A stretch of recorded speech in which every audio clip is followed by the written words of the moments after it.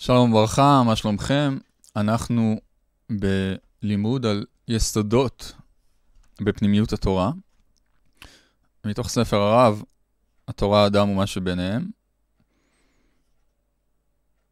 לימוד יותר ממוקד על היסודות, את השאלות כדאי לכם להשלים לבד בספר. בעזרת השם נעשה ונצליח.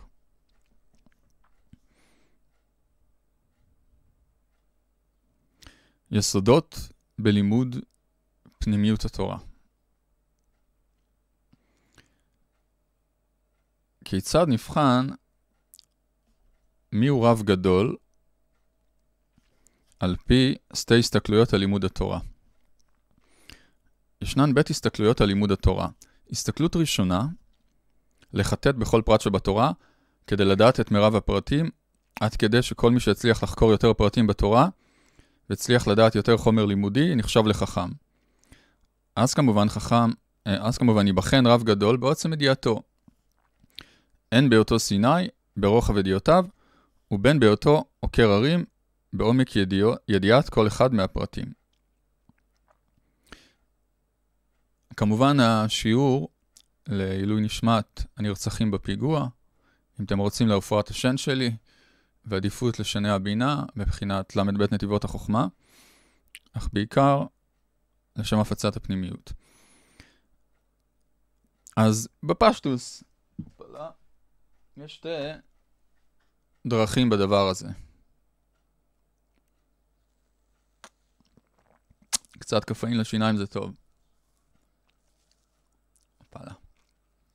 סימן שאני צדיק אם נשאר לי הנס קפה על השפם. אז בפשטוס יש סיני ויש עוקר הרים. סיני זה ידע כללי בהרבה דברים, ועוקר הרים שהוא חזק בפרטים. האמת שהכי טוב לשלב בין שניהם, אבל זה לא פשוט. דומה לבקיאות ועיון גם.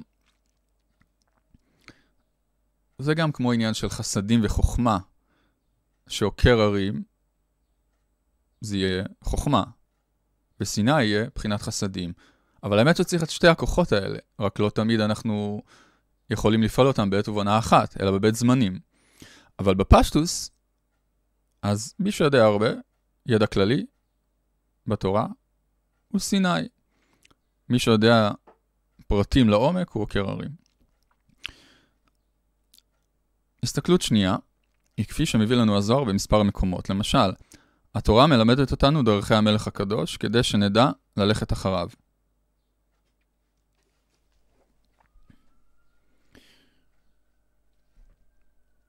כמו שנאמר, אחרי השם אלוקיכם תלכו. הסתכלות זו מציבה כמטרה את ההליכה אחר השם, את הלימוד בדרך העבודה, את ההבנה מה נכון לחשוב, להרגיש ולעשות, כדי להידבק בתכונת הבורא. הנקרא משפיע. על כן, על פי הסתכלות זו, רב גדול ייבחן, הן ברוחב ידיעותיו, בקשר בין התורה לבין נפשו של האדם, הוא הנקרא סיני. והן בעומק ידיעת קשר הפרט המסוים לתוך מאווייו הפנימיים ביותר של האדם, עד נקודת תכליתו, עד התת מודע, מפעיל אותו ויוצר אותו כאדם, הוא הנקרא עוקר הרים. מלשון ערעורים, עוקר את כל הערעורים של הרצון לקבל, עושה אותם בענת להשפיע. בכל מקרה, אז רב גדול, יהיה לו רוחב של ידיעות בבחינת סיני, של הדרך והתיקון והמודלים והשבילים וכל מה שצריך, או הנתיבים, לכוון את האדם להיות בבחינת סיני. סיני זה סינת הרע, להיות בבחינת משפיע. מהו רחום הפתה רחום? אם הרב דומה למלאך השם צבקות, ידרשו תורה מפיהו. לכן, היום איך מודדים רב גדול? על פי הברכות שהוא נותן לי, על פי הסגולות הגשמיות. אז כמובן, יש את הצד שלו לשמה, קצת, אבל זה דבר חמור ביותר, וזה גורם לכל הפיגועים והמלחמות והאסונות בעולם. ראו תיקוני הזוהר, תיקון למד, ומי שזה נשמע לו קיצוני מדי, שלך ידבר עם רשבי ביום ההילולה שלו הבאה, יסגור איתו את הנושא הזה על תיקון למד, ועל מה גימטריה האדם, תסגרו את זה עם רשבי. אבל זה מה שהוא אומר. ראו, נתיב תנינה, תיקון למד. והסברנו את זה הרבה בשיעורים המתאימים, קורס קבלה למתחיל, שלימו את זה שמה, ועוד הרבה תכנים. אבל הלא לשמה זה רק אמצעי, הלא לשמה העיקרי צריך להיות ברוחניות. אז אם מישהו אומר לך, ויש הרבה כאלה שאומרים את זה, תעשה תיקון חצות, כי תסגור דירה על זה, הנה היהודי הזה סגר דירה. זה לא מלאך השם צווקות. לאנשים וקטנים אולי, אבל לא בדרך האמת. אלא באמת, איך תהיה משפיע לאהוב את השם. רק שבאים לעשות את זה, רואים שזה מאוד קשה, ואנחנו לא שם בכלל. מצוין. הכרת הרע זה השלב הראשון. אחר כך סור מרע. האמת שבהתחלה האדם, זאת אומרת, בהתחלה נותנים לו אור שחוזר בתשובה, הוא, יותר נכון, העיר הוא דקיק, אבל זה עדיין אור גדול, ביחס לגשמיות הרגילה, ואז הוא מרגיש אורות וחוזר בתשובה וזה, אבל אם הוא בא לעשות עבודה אמיתית, וגם אם לא, מתישהו מלמעלה יעשו לו את זה, אבל אם הוא בא לעבוד באמת, פתאום לוקחים לו את האורות, אומרים לו עכשיו תעבוד. ואז במצב הזה זה מאוד קשה, כי אין אורות, אין כל ההרגשות הנפשיות העצומות שקרינו לו קצת מהעולם הרוחני, הסתלקו, ואז נשאר מציאות של עבודה פנימית, בלי אורות מורגשים, כדי שבאמת יהיה לו עבודת בחירה ויתקן, ויזדכך, ואז זה קשה. ואז הוא צריך לעשות את זה באמת כדי להשפיע. אבל פתאום הבורא קצת נסתר ממנו, היות ובעולם העשייה קשה לזהות את הבורא. עולם העשייה לא הכוונה לעולם הגשמי, אם זה בהחלט איזה סימן יפה לדבר. עולם העשייה זה דרגת תודעה שרובו רע ומיעוטו טוב. זאת אומרת, זה צורת הכלי, לכן הוא בהתאם תופס את גילוי השגחת הבורא. וקשה מאוד להכיר את הבורא דרך אחוריו, כמו שאומר בעל הסולם. אבל, אם האדם עושה עבודה פנימית ומחפש, בעזרת השם גם ימצא. משחרר ימצאנוני. לכן, איך נבדוק רב אמיתי? אם הוא אומר לי, תעשה עמדת תפילין, תקבל עולם הבא ופרי בטן, 2% בסדר, אבל 99% זה הפך התורה. ובדור המשיח אסור שזה ימשיך ככה. כמובן, יש כאלה שזה הדרגה שלהם וזה בסדר, זה גם דרגה. זה לא בסדר, אבל זה בסדר שזה המקום שהם נמצאים בו, מצד שכל אחד והעבודה שלו. אבל אם נדבר מצד האמת, זה חמור ביותר. שעושים מהתורה מסחרה, ועוד להדמיה גשמית בזמן ומקום, שזה, איך שרים את זה? בשיר הארי. לבר נטלין ולא העלין, הנקל בן דחציפין. זה חמור מאוד, ואתה גם מתרחק מהתיקון של הרצון להשפיע, כי כל השכר שלך הוא בהדמיה גשמית. וזה נושא ארוך, אני לא יכול להיכנס לזה פה, כי אני רוצה שהשיעור יהיה קצר. דיברנו על זה רבות במקומות המתאימים. לכן, איך אני בודק רב גדול? לא מה הוא נותן לי להדמיה גשמית, מה פתאום? איך הוא מקדם אותי להגיע להשוואת צורה לבורא? ויש בזה גם קצת סיני, שיש לו רוחב ידיעות של השפעה, וגם מבחינת עומק, שהוא רואה את הפרטים העמוקים שאתה צריך לתקן. ואם אולי נעלה את זה עוד דרגה, גם בבחינת ההשפעה, המשפיע על מנת להשפיע, וגם הוא יודע לתת לך נקודות של בחינת הרצון לקבל שאתה צריך לתקן, שזה קצת יותר מתקדם. אבל רב אמיתי יהיה בקו האמצעי וידע להחזיק את שניהם.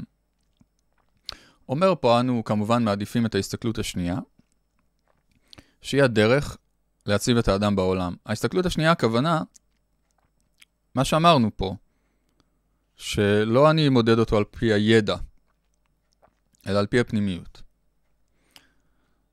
שהיא הדרך להציב את האדם בעולם כמתקן הקשר הנפשי בינו לבין הבורא. כי הנשמה שנולדה לתפקיד מוגדר של תיקון. כפי שכתוב על נשמת אדם הראשון, שהוא פנימיות העולמות, שמתתקנים דרכו, שאנו חלקים ממנו. כן, זאת אומרת, הבורא התברך, עשה את המציאות. אני מדבר מצד העולמות העליונים, כי יכול להיות שבתחתית עולם העשייה זה לא ייראה לנו ככה.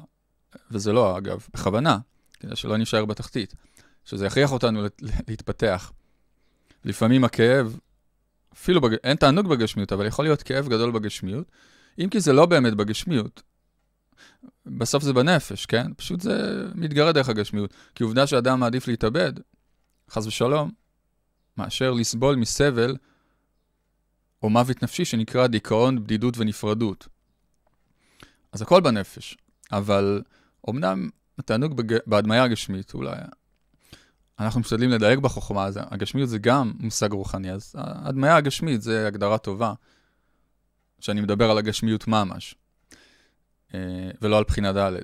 בכל מקרה, אז ההדמיה הגשמית, אין בה תענוג גדול, או בהתחלה קצת כדי להתפתח, אבל באמת נגמר מהר מאוד, לכן אין אדם מת וחצי תאוותו בידו, אבל בסבל דווקא עשו שם סבל חזק, ויש לזה מטרה כדי שלא נבטל אותה, לא, אחרת מה, נזרוק את הגשמיות, כי היא כל כך מעצבנת ומפרידה אותנו. אז הסבל כזה שומר על להחזיק את המטריקס. אז לפעמים הסבל גדול, אבל בעולם האמת, או בעולמות העליונים, אפילו בזמן תיקון, כל המציאות באה כמקום לעבודה של האדם לתקן את עצמו ולהתקרב לבורא. לכן, האדם הראשון הוא פנימיות העולמות, שהעולמות באו בצורה לא שלמה לגמרי, כדי שהאדם יוכל לתקן את זה. שיהיה שותף, אשר ברא אלוקים לעשות. העולמות העליונים זה כמו שחמט. מלמדים, כמו שהרבש אומר, מראים לאדם מה חוקי המשחק. עכשיו אומרים לשחק את זה אתה. אז זה העניין של העולמות ממעלה למטה, ואחרי זה ממטה למעלה הנשמות עולות.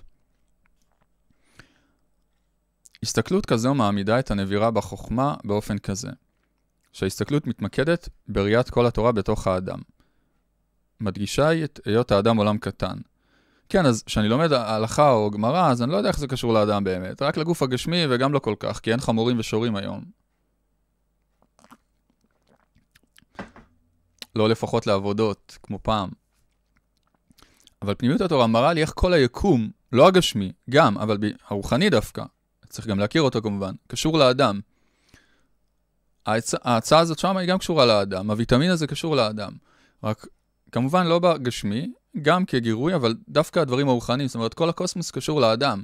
זה הכל בא בשביל האדם, כל המציאות קשורה. שזה הפוך מתפיסת הנפרדות. עכשיו, גם המדע מכיר בזה היום. המדע המודרני, רק ברובד הגשמי. הוא מחפש את הכוח האחד, כוחות היסוד של הטבע. היום כבר הגיעו ל3 כוחות, 4, 3. את בחינה ד' תמיד קשה לחבר לזה, לכן הם לא הצליחו לראות את זה. צריך לקבל את זה באמונה, אבל המדע מאוד התפתח היום. בשונה מפעם, שחשבו מה שאתה רואה זה מה שקיים. היום ברור להם שזה לא ככה. וזה לא בגללם, זה בזכות העולם שהתפתח בחוכמת הקבלה, זה התבטא גם אצלהם. זה לא קשור אליהם בכלל. רק הם מבינים את זה ברובד הגשמי. אז כמובן זה גם התפתחות יפה. אבל זה עדיין במסגרת הגשמיות. אז זה לא עוזר לי, שוב, גם במסגרת הגשמיות הם לא מבינים את הפאזל עדיין. הם התפתחו, אבל הם לא מבינים.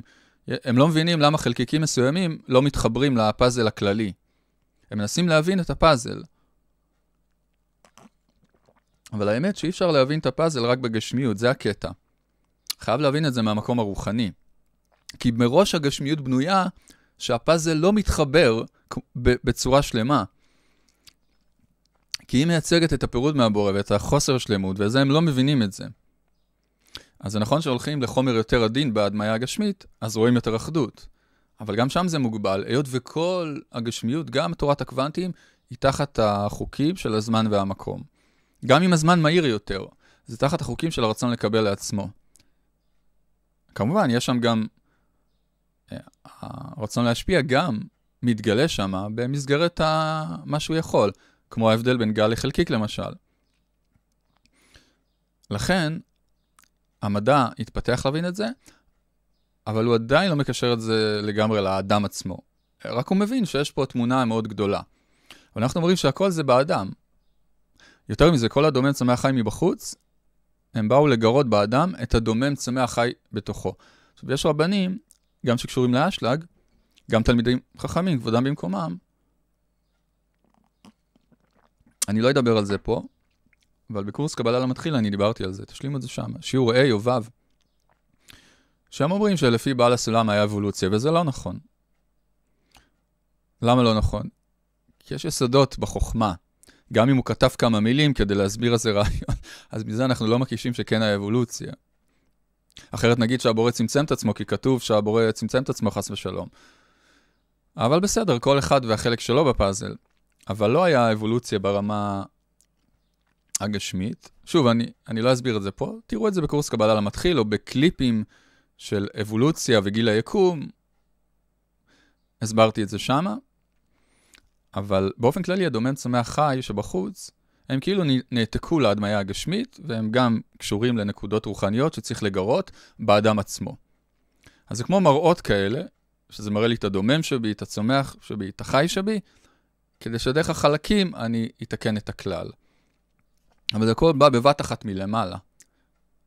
בסוד הצמצום זה התגלה אחר כך, כחלקים שקיימים מובנים במציאות, אבל זה לא בא בהשתלשלות בצורה החיצונית שתופסים את זה, שהיה הרבה זמן דומם וצומח וחי וזה התפתח מזה. זה לא בצורה הזאת. הכל היה ככה, מעשה בראשית בצביונם נבראו. רק אחרי הצמצום, אם כי הצמצום זה שלב מאוד קדום, כן? אני לא מדבר על גשמיות בכלל, אבל זה נמשך מהשורשים הרוחניים. במסגרת ההגבלות של זמן ממקום, אבל בסוד הצמצום, רק אחרי הצמצום, התגלה שיש דומם, צומח חי, מדבר, זה הכלים די-עיגולים בעצם. ואחרי חטא אדם הראשון, זה גם נעתק לגשמיות. לא צריך שזה יקרה 13 מיליארד שנה. זה כאילו בסרגל המצחיק של המדע. והם צודקים אגב, המדידות שלהם, מצד ההסתכלות שלהם, בהחלט אני לא אומר שהאבולוציה, זה לא היה, אבל המדידות הגשמיות שלהם מדויקות. ואני הסברתי את זה בקורס קבלה למתחיל.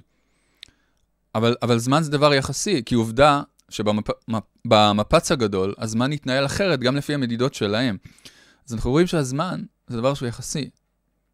בנקודה האמצעית גם לא היה זמן, כן? אבל לא ניכנס לזה פה. מה שאני בא להגיד, שהכל זה באדם עצמו.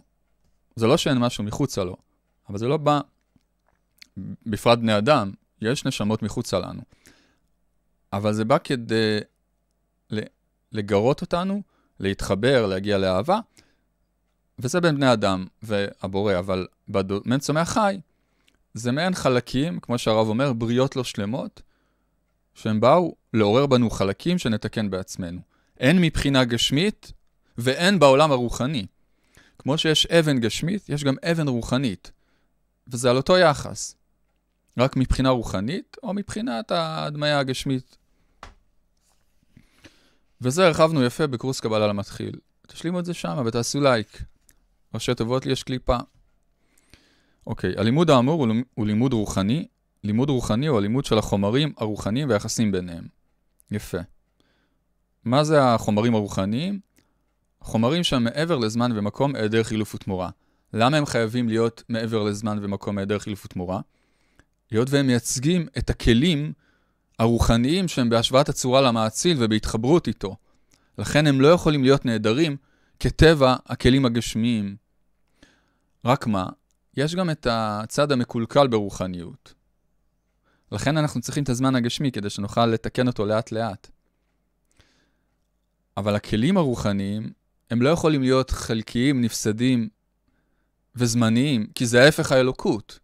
זה יכול להיות רק בשלב האימון, כדי לתת לנו מקום לעבודת הבחירה ולמקום של שותפות.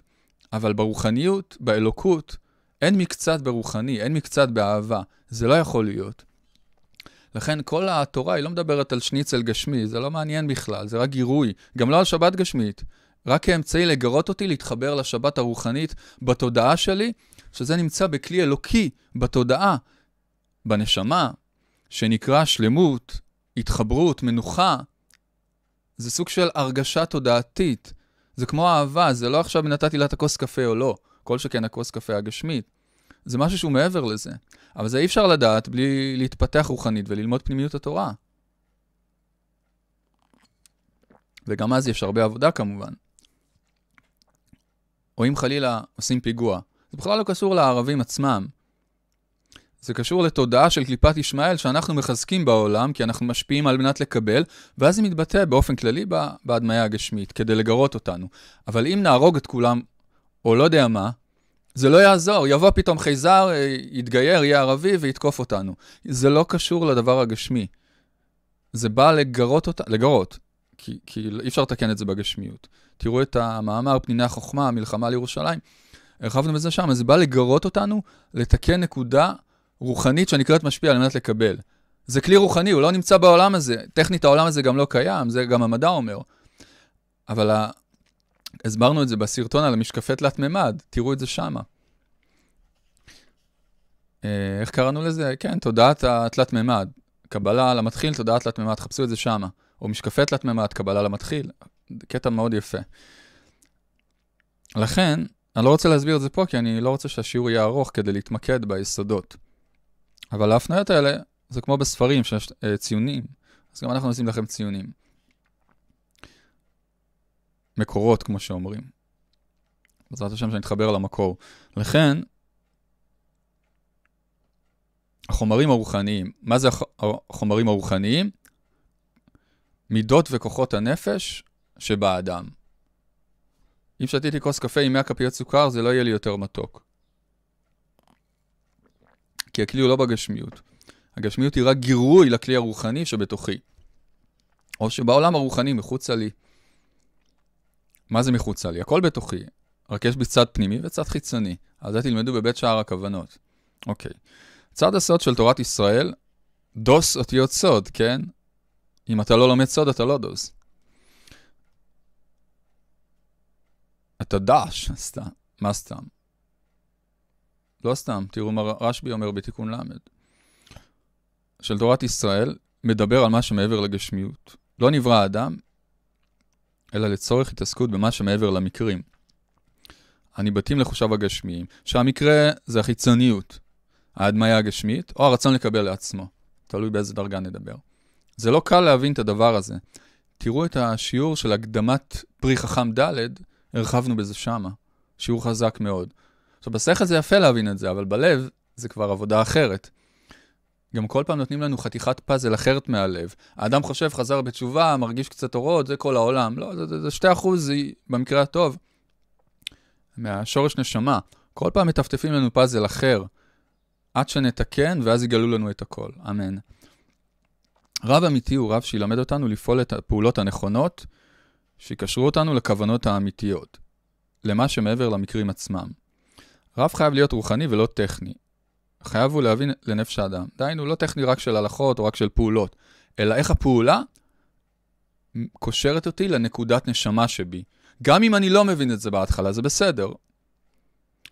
אז באמת פנימיות התורה מורידה את זה הרבה ללב. שזה החסידות בעצם. אבל החוקים הרוחניים של תלמוד 10 ספירות, זה לא מורגש ישר בלב, בגלל העליונות של זה.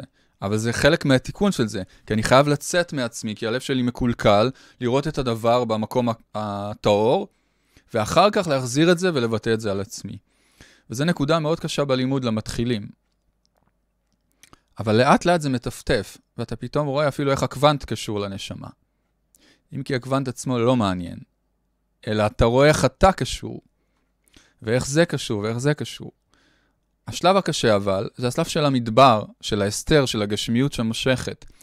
כי בהתחלה שהאדם עולה ברוחני, אז כמו שאמרנו, נותנים לו קצת אורות, ככה שיתחיל את התהליך, אחרי זה לוקחים לו הכל, ולא רק לוקחים לו את זה, מגדילים לו את הטעם בגשמיות. למה?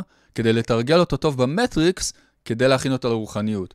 ואז פתאום הוא לא מבין, הוא נמשך יותר לגשמיות, למרות שהיא מאוד נגמרת, ממה שהוא נמשך לפני. אבל זה דווקא מלמעלה עשו לו את זה, כדי כאילו לתת לו משקל של מכון כושר יותר טוב. כי אם ייתנו לו אור של השגת אלוקות, והוא ייקח את זה לעצמו, זה חמור מאוד. אז מאמנים אותו בצעצועים, ולאט לאט לפי זה פותחים לו ברוחני. זה כמו מה שאני עושה ברשות הרבים, אחר כך שומר עליי לקבל את האור ברשות היחיד. אוקיי, פה נגמרו היסודות. אז היסוד בגדול היה איך ללמוד את התורה, ואיך יודעים מי הוא רב אמיתי. וגם הרב שבתוכי, כן? דהיינו צד ההדרכה שבאדם. איזה הדרכה הוא מחפש? הדרכה של רצון לקבל לעצמו, או אלוקות? ואם הוא יבדוק את עצמו, באמת, הוא יראה שהוא מחפש הדרכה של הרצון לקבל לעצמו. מצוין. זה השלב הראשון של היציאה ממצרים. עכשיו צריך גם לצאת, אבל כן, לא לשכוח. אני אדלג גם ויקרא את הסיכום של השאלות שלא דיברנו עליהן. זה תראו בשיעור של הרב, במודעות שבועית, או תקראו בספר. על האדם לקבל על עצמו עבודה של ביטול אנכויותו וזרייתה באדמה. להרבות בזיבולה, דהיינו בהשגת מודעות עצמית, הבנת הלב שצעד זה הוא הכרחי. זאת על ידי לימוד של פנימיות התורה בדרכו של בעל הסולם.